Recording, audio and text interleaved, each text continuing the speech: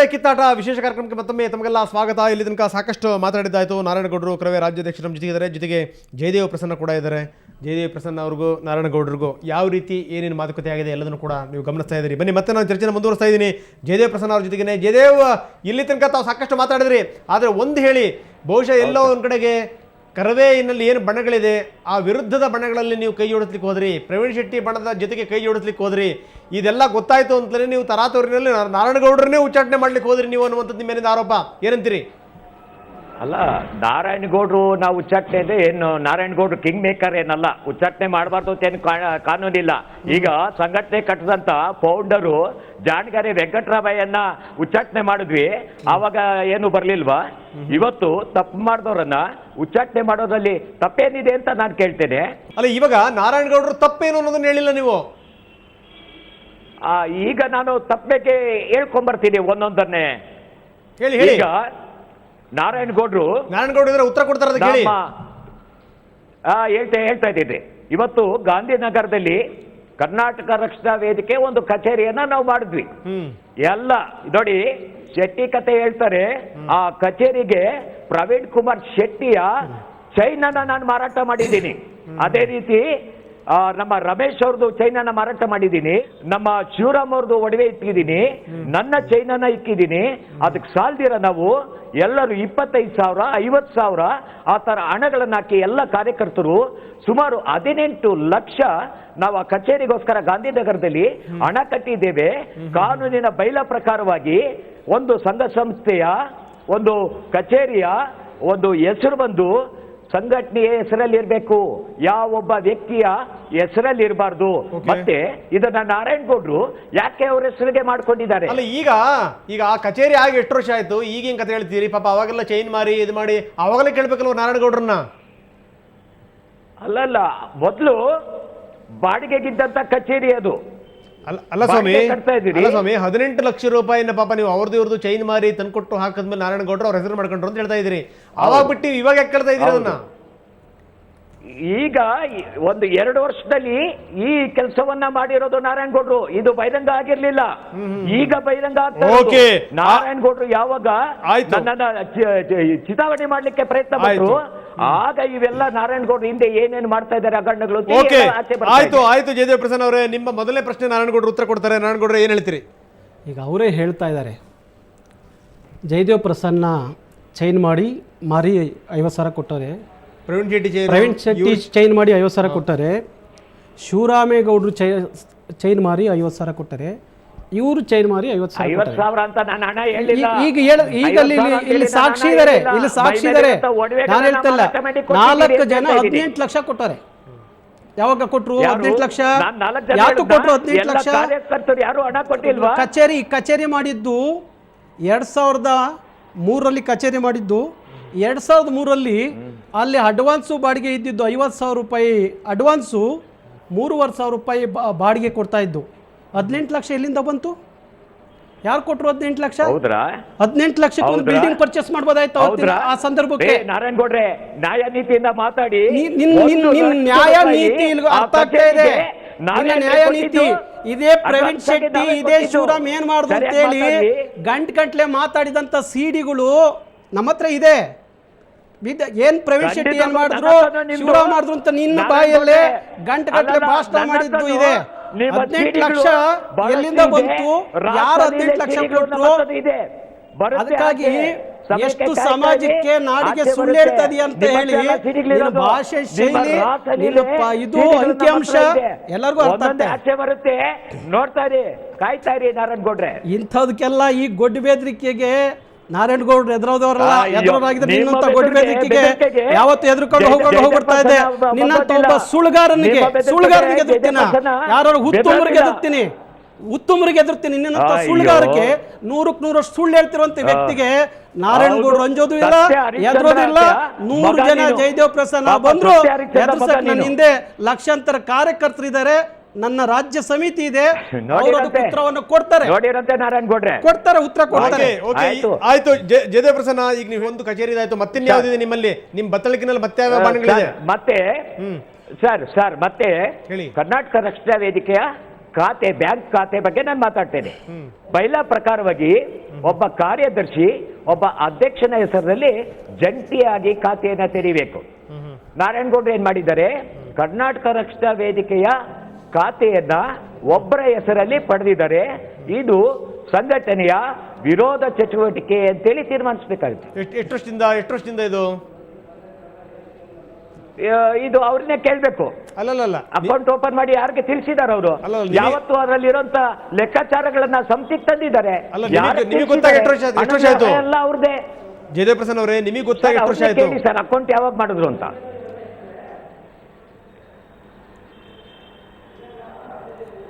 ಕೇಳಿ, ಅವ್ರನ್ನೇ ಕೇಳಿ.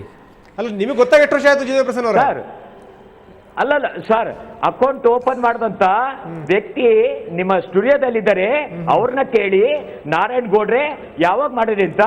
ಇಲ್ಲ ಅಂದ್ರೆ ಅದಕ್ಕೆ ದಾಖಲೆ ಬೇಕು ಅಂದ್ರೆ ನಾನು ನಾಳೆ ಪ್ರೆಸ್ ಕ್ಲಬ್ ಅಲ್ಲಿ ಅದನ್ನ ನಾನು ದಾಖಲೆ ನೀಡ್ತೇನೆ. ಅಂದ್ರೆ ನೀವೇನೀಗ ನಿಮ್ಮನ್ನ ಜಾಯಿಂಟ್ ಅಕೌಂಟ್ ಮಾಡಲಿಲ್ಲ ಅಂತ ಏನಾದ್ರು ಬೇಸರ ನೀವು ನಾರಾಯಣಗೌಡ್ರ ಮೇಲೆ? ಸರ್ ನಾನು ಹೇಳಿದ್ದು ಕಾರ್ಯದರ್ಶಿ ಅಂತ ಹೇಳಿದೆ, ಪ್ರಧಾನ ಕಾರ್ಯದರ್ಶಿ ಅಂತ ಹೇಳಿಲ್ಲ. ದಯವಿಟ್ಟು ಯಾಕೆ ಈ ತರ ಮಾತಾಡ್ತೀರಿ? ನಾನು ಹೇಳಿದ್ದು ರಾಜ್ಯ ಪ್ರಧಾನ ಕಾರ್ಯದರ್ಶಿ ಜಾಯಿಂಟಿಯಲ್ಲಿ ಇರಬೇಕು ಅಂತ ಹೇಳಿಲ್ಲ, ಕಾರ್ಯದರ್ಶಿ ಅಂತ ಹೇಳಿದ್ದೀನಿ. ಸೊ ಈಗ ನೀವು ಅದನ್ನ ಪ್ರಶ್ನೆ ಮಾಡ್ತಾ ಇದ್ರಿ ಇವಾಗ? ಈಗ ಹೌದು ಹೌದು ಸರ್, ಅದು ಕಾನೂನು ವಿರೋಧ ಸರ್, ಅದೆಲ್ಲ ಮಾಡಂಗಿಲ್ಲ. ಒಬ್ಬ ವ್ಯಕ್ತಿ ಹೆಸರಲ್ಲಿ ಖಾತೆ 2003ರಿಂದ ಖಾತೆ ಇದೆ. ಅಲ್ಲ, ಉತ್ತರ ಕೇಳಿಸ್ಕೊಳ್ಳಿ. ಖಾತೆ 2003ರಿಂದ ಖಾತೆ ಹೇಳಿ. 2003ರಿಂದ ಖಾತೆ ಇರುವಂಥದ್ದು ಎಲ್ಲರಿಗೂ ಇವ್ರಿಗೆಲ್ಲ ಗೊತ್ತಿರೋ ವಿಚಾರನೇ. ಆ ಖಾತೆಯನ್ನು ಮಾಡಬೇಕಾದ್ರೂ ಒಂದು ನಿರ್ಣಯವನ್ನು ಪಾಸ್ ಮಾಡಿ ಖಾತೆ ಮಾಡೋದು. ಯಾಕೆ ಅಂದರೆ ಅವತ್ತು ನಾರಾಯಣಗೌಡರು ಒಬ್ಬರೇ ಆ ಖಾತೆಯನ್ನು ನಿಭಾಯಿಸಬೇಕು ಅಂತ ಹೇಳಿ ನಿರ್ಣಯ ತಗೊಂಡೇ ಖಾತೆ ಮಾಡಿದ್ದು. ಆವತ್ತಿಂದ 2003ರಿಂದ ಇವತ್ತು 2011 ಇವರೇ ಪ್ರಧಾನ ಕಾರ್ಯದರ್ಶಿ. ಯಾವುದೇ ಒಂದು ಸಭೆ ಕರಿಬೇಕಾದ್ರೆ, ಯಾವುದೇ ಇದು ಮಾಡಬೇಕಾದ್ರೆ ಪ್ರಧಾನ ಕಾರ್ಯದರ್ಶಿನೇ ಕರಿಬೇಕಾಯಿತು. ಇದು 7-8 ವರ್ಷದಿಂದ ಈ ಪ್ರಶ್ನೆ ಉದ್ಭವ ಆಗಲಿಲ್ಲ. ಮೊನ್ನೆ ರಾತ್ರಿಯಿಂದ ಇದು ಉದ್ಭವ ಆಯಿತು. ಈ ಖಾತೆ, ಈ ಆಫೀಸು, ಈ ಕಚೇರಿ ಯಾವಾಗ ನಿಮ್ಮ ಜಯದೇವ ಪ್ರಸನ್ನ ನಾರಾಯಣಗೌಡರು ಏನಾದ್ರೂ ನಿನ್ನ ಸಂಧಾನ ಕಳಿಸಿದ್ರೆ ಇಲ್ಲಿ ಹೇಳ್ತೀನಿ ಕೇಳು, ಪೂರ್ತಿ ಕೇಳು. ಸಂಧಾನಕ್ಕೇನಾದ್ರೂ ನಾರಾಯಣಗೌಡರು ಕಳಿಸಿದ್ರೆ ನನ್ನ ಕಾಯುವಂತ ಆ ಕನ್ನಡದ ರಾಜರಾಜೇಶ್ವರಿ ಒಂದು ಕ್ಷಣ ನಾರಾಯಣಗೌಡ್ರನ್ನ ಈ ಮಣ್ಣಲ್ಲಿ ಉಳಿಸಬಾರ್ದು.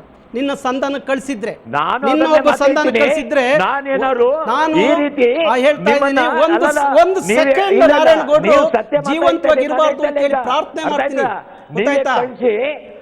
ನೀವೇ ಕಳಿಸಿ ನನ್ನ ಇವತ್ತು ಛೇದವಧಿ ಮಾಡ್ತಾ ಇದ್ದೀರಲ್ಲ, ಅದಕ್ಕೆ ನಾನು ಹೇಳ್ತೇನೆ, ಕನ್ನಡದ ತಾಯಿ ನನ್ನನ್ನು ಪ್ರಸನ್ನ ಹೇಳ್ತೀನಿ ಕೇಳು. ನಾನು ಪೂಜಿಸುವಂತ ದೇವರು, ಅದು ದೇವರು ನನ್ನ ಪೂಜೆ ಮತ್ತೆ ನನ್ನ ಪೂಜೆಗೆ ಮತ್ತೆ ನಾನು ದೇವರ ನಂಬಿಕೆಯನ್ನು ಇಟ್ಕೊಂಡಿದ್ರೆ ಜಯದೇವ್ ಪ್ರಸನ್ನ ಸುಳ್ಳು ಹೇಳಿದ್ರು, ನಾರಾಯಣಗೌಡರು ಸುಳ್ಳು ಹೇಳಿದ್ರೆ ಬೇಗ ಇದು ಕಲಿಗಾಲ, ಬೇಗ ಅದಕ್ಕೆ ಉತ್ತರ ಸಿಗುತ್ತೆ ಅಂತ ಅನ್ಕೊಂಡಿದ್ದೀನಿ. ಯಾಕಂದ್ರೆ ನಾನು ದೇವ್ರ ನಂಬಿರುವಂತನು ಉತ್ತರ ಬೇಗ ಸಿಗ್ಲಿ, ಕ್ಷಣ ಕಾಲದಲ್ಲಿ ಸಿಗ್ಲಿ ಅಂತ ಹಾರೈಸ್ತೀನಿ ನಾನು. ಅವ್ರು ಹೇಳ್ತಾರೆ ಏನು ಅಂತಂದ್ರೆ ನಿಮ್ಮ ವಿರುದ್ಧ ನಾನು ದಾಖಲೆಗಳನ್ನು ನಾನು ಮುಂದಿಡ್ತೀನಿ ನಾಳೆ ಪತ್ರಿಕಾಗೋಷ್ಠಿಯಲ್ಲಿ ಅಂತ. ಧಾರಾಳವಾಗಿ ಯಾವ ದಾಖಲೆಗಳು ಬೇಕಾದರೂ ಮುಂದೆ ಇಡಬಹುದು. ಗೊತ್ತಾಯ್ತರಾ?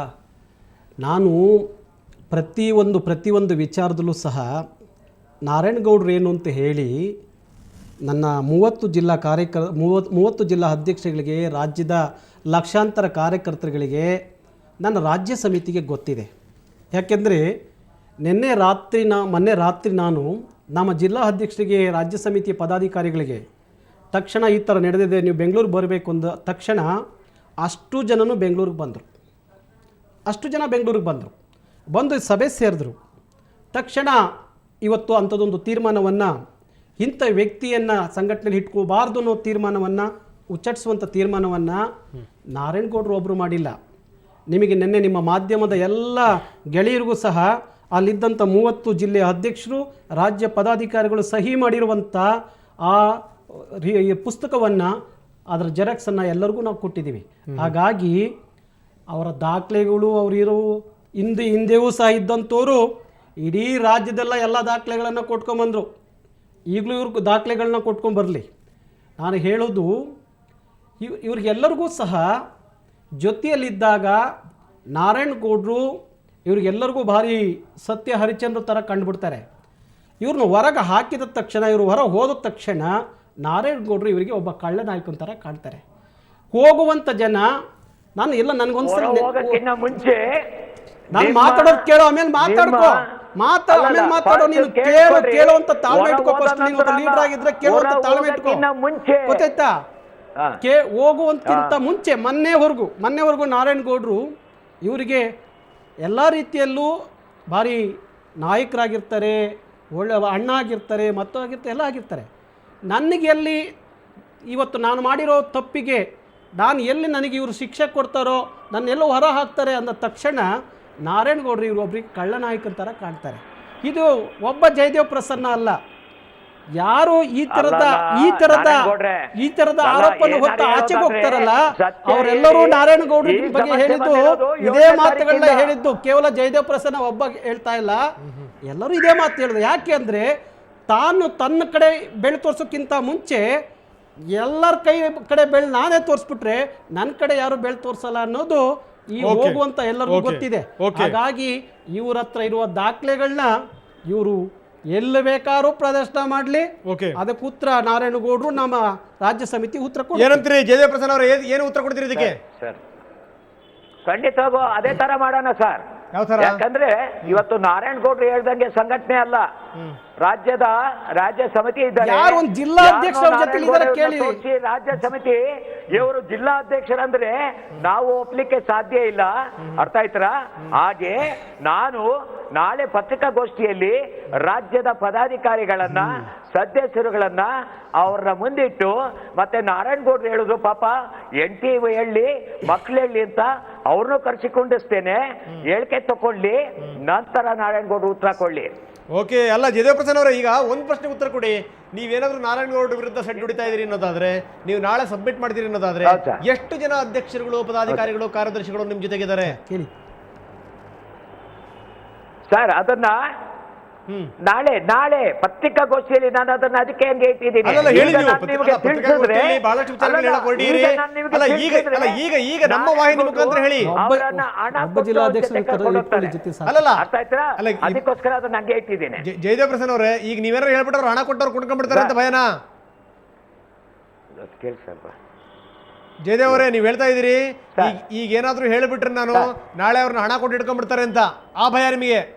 ಹೌದೌದು ಸರ್, ಅದಕ್ಕೆ ಗೋಪ್ಯವಾಗಿ ಇಟ್ಟಿದ್ದೀನಿ. ಈಗ ಹಣ ಕೊಟ್ಟು ಇರುವಂತವ್ರು, ಹಣ ಕೊಡ್ಲಿಲ್ಲ ಅಂದ್ರೆ ನಿಮ್ಮ ಹತ್ರ ಬರುವಂತವ್ರು, ಅವ್ರು ಎಂಥ ನಾಯಕರಾಗ್ಲಿಕ್ಕೆ ಸಾಧ್ಯ ಜಯದೇವ್ ಅವರೇ? ಸರ್, ಒಬ್ಬ ಹಣ ಕೊಟ್ಟ ತಕ್ಷಣ ನಾನು ಅವ್ರಿಗೆ ಜೈ ಅಂತೀನಿ, ಹಣ ಕೊಡ್ಲಿಲ್ಲ ಅಂತಂದ್ರೆ ನಾನು ಇವ್ರ ವಿರುದ್ಧ ನಾನು ಧಿಕ್ಕಾರ ಕೂಗ್ತೀನಿ ಅನ್ನೋದಾದ್ರೆ ಅವ್ರು ಎಂಥ ನಾಯಕರು ಅಂತೀರಿ? ಹಾಗಾದ್ರೆ ನೀವು ಹಣ ಕೊಟ್ಟು ಎಷ್ಟು ದಿವಸ ಅಂತ ಹೇಳ್ಬಿಟ್ಟು ಜೊತೆಗೆ ಇಟ್ಕೊಳ್ಳೋಕೆ ಸಾಧ್ಯ ಅವ್ರನ್ನ? ಅಲ್ಲ, ಸಣ್ಣ ಉದಾಹರಣೆ ಕೊಡ್ತೀನಿ ನೋಡಿ. ಈಗ ತಾನೇ ನಾರಾಯಣಗೌಡರು ಹೇಳಿದ್ರು ಕೋಲಾರ ತಾಲೂಕು ಅಧ್ಯಕ್ಷರೆಲ್ಲ ನನ್ನ ಬಳಿ ಇದ್ದಾರೆ ಅಂತ. ನಿನ್ನೆವರೆಗೂ ನನ್ನ ಬಳಿ ಇದ್ದವರು ದಿಢೀರ್ ಅಂತ ಹೇಳಿ ನಾರಾಯಣಗೌಡರು ಪರವಾಗಿ ಹೋಗ್ತಾರೆ ಇದ್ರೆ ನೀವೇ ಅರ್ಥ ಮಾಡ್ಕೊಬೇಕು ನಾರಾಯಣಗೌಡರು ನೋಟ್ ಅನ್ನ ಹೆಂಗ್ ಹಂಚ್ತಾರೆ ಅಂತೇಳಿ. ಗೊತ್ತಾಗ್ಬಿಡ್ತು ನೀನು ಎಷ್ಟು ನಾಳೆ ಸುಳ್ಳು ಹೇಳ್ತೀಯ, ಇವತ್ತು ಸುಳ್ಳು ಹೇಳ್ತದೆ ಅಂತೇಳಿ ಗೊತ್ತಾಯ್ತು.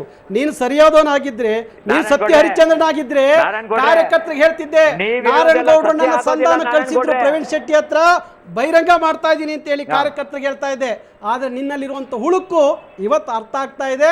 ಸತ್ಯ ಎಷ್ಟು ಹೇಳ್ತಾ ಇದೀಯಾ, ಎಷ್ಟು ಸುಳ್ಳು ಹೇಳ್ತಾ ಇದೀಯ ಅಂತ ಹೇಳಿ ಜನಕ್ಕೆ ಅರ್ಥ ಆಗ್ತದೆ. ಅಲ್ಲಲ್ಲ, 420 ಕೇಸ್ ಹಾಕ್ಸ್ಕೊಂಡಿಲ್ಲ ನಾರಾಯಣಗೌಡ್ರೆ, ನೀವು ವನಿತಾಯಿಂದ ಹಾಕಿಸ್ಕೊಂಡಿಲ್ವಾ? ನಾನೇ ಈಗ ಚಾಕು ಹಾಕ್ಬಿಟ್ಟು ರೌಡಿ ಲಿಸ್ಟ್ ಅಲ್ಲಿ ಇರೋದು ನಾರಾಯಣಗೌಡ್ರೆ. ಚಾಕು ಹಾಕ್ಬಿಟ್ಟು ರೌಡಿ ಲಿಸ್ಟ್ ಅಲ್ಲಿ ಇರೋದು, ರೌಡಿ ಲಿಸ್ಟ್ ಅಲ್ಲಿ. ಹೌದು, ರೌಡಿ ಲಿಸ್ಟ್ ಅಲ್ಲಿ ಕೇಬಲ್ ಮಾಫಿಯಾಗ ಚಾಕು ಹಾಕ್ಬಿಟ್ಟು 42 ದಿವಸ ರೌಡಿ ಲಿಸ್ಟ್ ಅಲ್ಲಿ ಇದೆಯಲ್ಲ, ಜೈಲಲ್ಲಿ ಇದೆಯಲ್ಲ, ಗೊತ್ತಾಗತ್ತೆ. ನಾಳೆ ತರಿಸ್ತೀನಿ, ನಾಳೆ ನಾನು ಮಾಧ್ಯಮಗಳಿಗೆ ಕೊಡ್ತೀನಿ ದಾಖಲೆಗಳನ್ನ. ಓಕೆ, ಮತ್ತಷ್ಟು ನಿಮ್ಗಳ ಜೊತೆಗೆ ಚರ್ಚೆ ಮಾಡ್ತೀನಿ. ಒಂದು ಸಣ್ಣ ಬ್ರೇಕ್ ನಂತರ ಚರ್ಚೆ ಮುಂದುವರಿಯುತ್ತೆ.